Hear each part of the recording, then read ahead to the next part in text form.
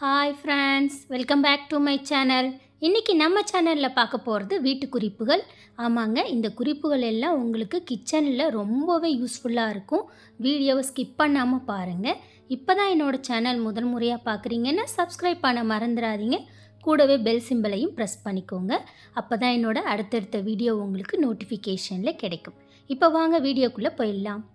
First tips என்னன்னு பார்த்தீங்கன்னா, இந்த மாதிரி மிக்ஸி ஜாரில் நாள்பட்ட ஜார்லாம் பார்த்தீங்கன்னா ரொம்ப நாள் உபயோகப்படுத்திகிட்டு இருக்கிறதுல உள்பக்கம் அந்த பிளேடு ஏரியாலலாம் ஒரு மாதிரி பழுப்பு கலரில் ஆகிருக்கும். அது மட்டும் இல்லாமல் பிளேடும் கொஞ்சம் மங்கி போயிருக்கும், நல்லா அறப்படாது. அந்த மாதிரி இருக்கிறதுல இந்த மாதிரி நம்ம யூஸ் பண்ண முட்டை உடைச்ச ஓடு இருக்கும் இல்லையா, அந்த ஓட்டை சேர்த்துட்டு கொஞ்சமாக தண்ணி சேர்த்து இந்த மிக்ஸியை ஹை ஸ்பீடில் ஒரு 1 மினிட்டுக்கு ஓட விடலாம்.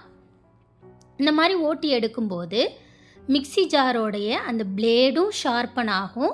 அது மட்டும் இல்லாமல் அந்த பிளேடை ஒட்டி ஓரமாக ஒரு மாதிரி படிஞ்சிருக்கிற அழுக்கு கரையெல்லாம் இந்த முட்டை ஓடு க்ளீன் பண்ணி எடுத்துரும். பாருங்கள், நான் கழுவிட்டு காட்டுறேன் மிக்ஸி ஜாரை.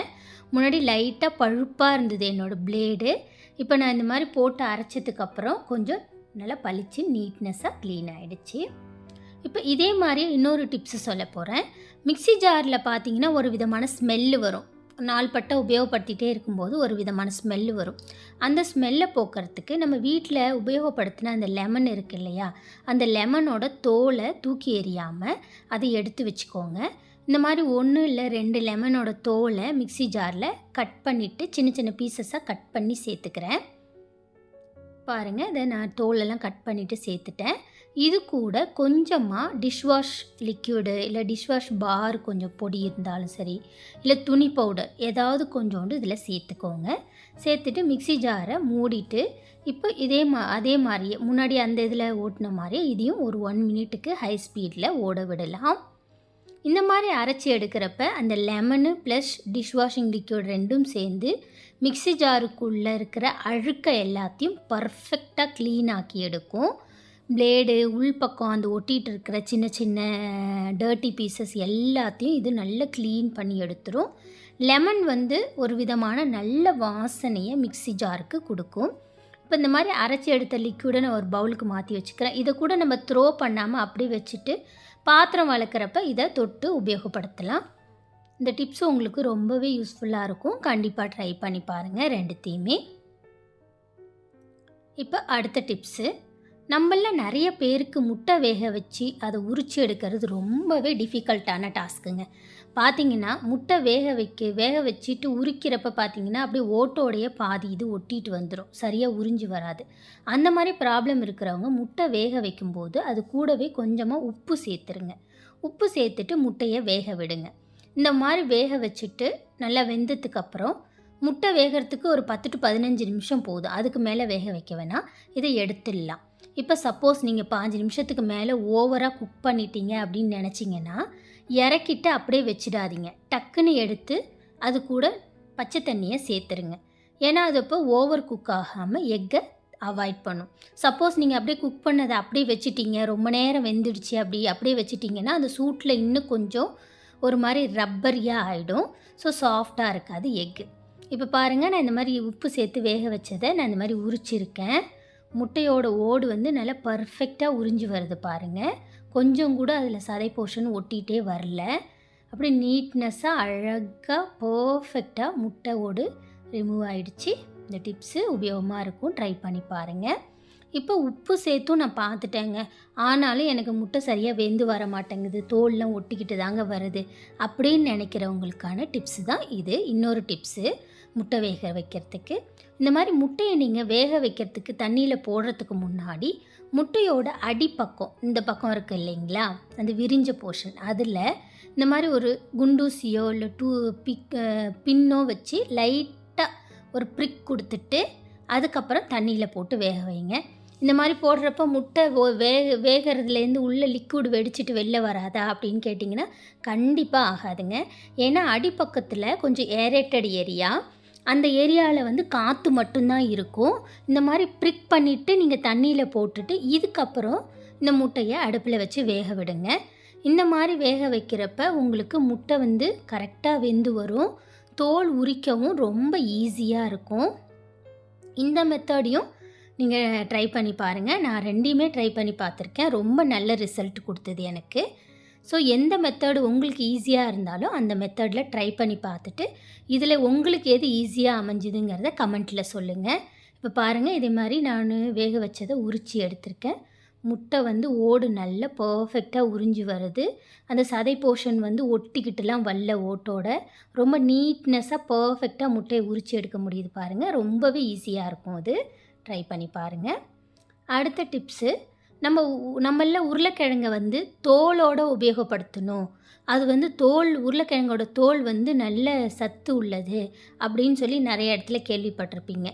அது சில டைம் நம்ம தோலோடு உபயோகப்படுத்தணும்னு நினச்சாலும் அது மேலே இருக்கிற அழுக்கு, டர்ட்டினஸ் எல்லாம் வந்து நமக்கு கொஞ்சம் ஒரு இதுவாக இருக்கும். நம்ம யூஸ் பண்ணவே கடுப்பாகும். அந்த மாதிரி இருக்கிற பட்சத்தில் இந்த மாதிரி உருளைக்கிழங்கு எல்லாத்தையும் சேர்த்துட்டு அது கூட கொஞ்சமாக உப்பு சேர்த்து நல்லா ஒரு 2-3 நிமிஷத்துக்கு குலுக்கி விடுங்க. குலுக்கிட்டு அப்படியே வச்சுட்டு அதுக்கப்புறம் இதை தண்ணியில் வாஷ் பண்ணி எடுத்துக்கோங்க. இந்த மாதிரி வாஷ் பண்ணி எடுத்துட்டு நம்ம உபயோகப்படுத்தும் போது நல்ல ஹைஜீனிக்காக இருக்கும். நம்ம தோலோடவும் உபயோகப்படுத்தலாம். இது கண்டிப்பாக யூஸ்ஃபுல்லாக இருக்கும். ட்ரை பண்ணி பாருங்கள். அடுத்த டிப்ஸு, நம்மள நிறைய பேர் உருளைக்கிழங்குக்கு தோல் சீவுறது ரொம்பவே டிஃபிகல்ட்டான டாஸ்க்குங்க. ஏன்னா இந்த மாதிரி வாஷ் பண்ணி எடுத்துகிறப்ப அந்த தண்ணியோட இதில் வழவழப்பில் கையில் வந்து நிற்கவே நிற்காது, பிசுக்கு பிசுக்குன்னு ஓடிடும். அந்த மாதிரி பட்சத்தில் இப்போ இந்த ஒரு ஃபோக் எடுத்துட்டு அதோட எட்ஜில் இந்த மாதிரி குத்தி விட்டுக்கோங்க. குத்திட்டு இதுக்கப்புறம் ஒரு பீலர் வச்சு பீல் பண்ணுங்கள். உங்களுக்கு கம்ஃபர்டபுளாக பிடிச்சிட்டு பீல் பண்ணுறதுக்கு ஈஸியாக இருக்கும் இந்த மெத்தடு. அடுத்த டிப்ஸு, நம்ம பேக்கிங் பண்ணுறப்ப இந்த மாதிரி பட்டர் ஷீட்டு வந்து அந்த ட்ரேயில் ஃபிக்ஸ் பண்ணுவோம். அந்த மாதிரி ஃபிக்ஸ் பண்ணுறப்ப நம்ம ஸ்ட்ரெயிட்டாக வச்சு ஃபிக்ஸ் பண்ணுவோம் நம்மள நிறைய பேர். அது வந்து கரெக்டான மெத்தடே கிடையாதுங்க. அது சரியாக ஃபிக்ஸும் ஆகாது. அதுக்கு என்ன பண்ணலான்னா, பின்னை வந்து திருப்பி வச்சு அது மேலே வச்சுட்டு பேக்கிங் ஷீட்டை இப்போது இதை தேவையான ஷேப்புக்கு அதை பர்ஃபெக்டாக மடித்து விட்டுக்கோங்க. இங்கே பாருங்கள், நான் 2 பக்கமும் எட்ஜஸை பர்ஃபெக்டாக மடித்து விட்டுக்கிறேன். இந்த மாதிரி இப்போ மடித்து விட்டுட்டு இப்போது இதை எடுத்து பின்னோட ஃப்ரண்ட் போர்ஷனில் வச்சுக்கோங்க. இந்த மாதிரி ஃபிக்ஸ் பண்ணும்போது பட்டர் ஷீட்டோட இது வந்து கரெக்டாக ஃபிக்ஸ் ஆகி வரும். பின்னில் கரெக்டாக இப்போ ஃபிக்ஸ் ஆகிருக்கு பாருங்கள். இந்த மெத்தட் ஈஸியாக இருக்கும். ட்ரை பண்ணி பாருங்கள். அடுத்ததாக, நிறைய எக்ஸ்பிரி டேட் முடிஞ்ச டேப்லெட் நம்ம வீட்டில் இருக்கும். அதெல்லாம் செக் பண்ணிவிட்டு நம்ம த்ரோ பண்ணிவிடுவோம். அந்த மாதிரி டேப்லெட் ஏதாவது இருந்துச்சு அப்படின்னா அதெல்லாம் எடுத்துக்கோங்க. அதை த்ரோ பண்ணாதீங்க. அதை எடுத்துக்கிட்டு இந்த மாதிரி ஒரு பேப்பரில் அதை வச்சு நல்ல பவுடரியாக இடித்து எடுத்துக்கிறேன். இப்போ இது 3மே எக்ஸ்பிரி டேட் முடிஞ்ச டேப்லெட்டு. ஒரு 3 டேப்லெட் அளவுக்கு நான் இன்றைக்கி எடுத்திருக்கேன். இப்போ இந்த பவுடரை நான் என்ன பண்ண போகிறேன்னு பார்த்தீங்கன்னா, ஒரு 1/4 கிளாஸ் தண்ணியில் சேர்த்துக்கிறேன். அவ்வளோதாங்க. நான் இது கூட வேறு எந்த பொருளும் சேர்க்கலை. பழைய டேப்லெட் ஒரு 3 டேப்லெட்டை 1/4 கிளாஸ் தண்ணியில் இடிச்சிட்டு மட்டும் சேர்த்துருக்கேன். இதை நல்லா கரையிற அளவுக்கு ஸ்பூன் வச்சு கரைச்சி விட்டுக்கோங்க. இப்போ இந்த லிக்யூடை நம்ம எதுக்கு உபயோகப்படுத்த போகிறோன்னு பார்க்கலாம். நான் இதை வந்து ஒரு ஸ்ப்ரே பாட்டிலில் சேர்த்துக்கிறேன். இந்த மாதிரி ஒரு சின்ன ஸ்ப்ரே பாட்டில் உங்கள் வீட்டில் இருந்தால் எடுத்துக்கோங்க. அப்படி இல்லைன்னா நம்ம வாட்டர் பாட்டிலே சின்ன சின்ன ஹோல் போட்டும் ஊற்றி எடுத்துக்கலாம். இப்போது இதை ஜிங்க்கில், நம்ம பாத்திரம் கழுவுற ஜிங்க் இருக்குது இல்லையா, அந்த இடத்துலையும் அப்புறம் பாத்ரூமில், வாஷ் பேஷனில், கீழே டாய்லெட்டில், இந்த மாதிரி எங்கெல்லாம் கரப்பாம்பூச்சி, எலி, எறும்பு தொல்லை இருக்கோ அந்த இடத்துலாம் இந்த மாதிரி ஸ்ப்ரே பண்ணி விடுங்க. இந்த மாதிரி நைட்டில் படுக்க போகிறதுக்கு முன்னாடி ஸ்ப்ரே பண்ணிவிட்டு விட்டு படுத்திங்க அப்படின்னா நைட்டில் கரப்பாம்பூச்சிகள்லாம் வெளியே வரும் இல்லையா, அந்த இதெல்லாம் அந்த இதை சுவாசித்து செத்துடும்.